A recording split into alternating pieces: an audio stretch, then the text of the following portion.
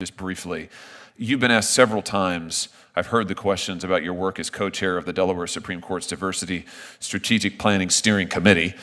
That's a mouthful, but you've been asked about this. I just want to ask you about one thing in the report. The report talks about how important it is for the Delaware Supreme Court, I'm going to quote now, to take steps to reduce implicit bias and identity threat in the court environment. And it goes on to say that one of the things that might reduce identity threat is to get rid of the historic portraits of some of the white justices who've served on the court. Can you explain to me what identity threat is and why getting rid of portraits of judges and justices who've served on the courts would help with that? Thank you so much for the question, Senator.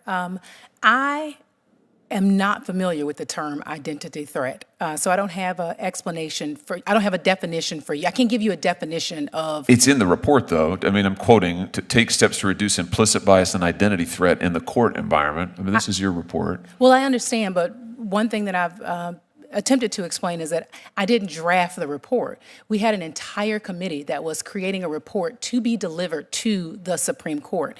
Yes, you signed off on it, though, didn't you? So there wasn't a sign-off necessarily on the report. Your name's on it, though. I understand. I was a co-chair of the committee, but I didn't draft all the words to the report. I didn't draft the recommendations to the report. The Supreme Court is considering the report, and we haven't done anything with that particular recommendation. So you don't know what identity threat is?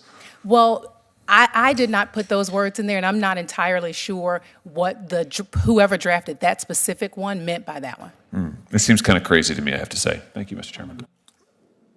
I want to clarify this, because you've had three people. Did the nominee just admit she couldn't explain a key term in a report she helped oversee? That was the moment Senator Josh Hawley zeroed in on during this confirmation hearing.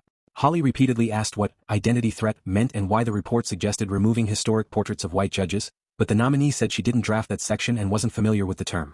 The exchange quickly became less about the recommendation itself and more about accountability. If your name is attached to a report, should you be expected to explain its contents? That's the question this hearing left hanging. What do you think?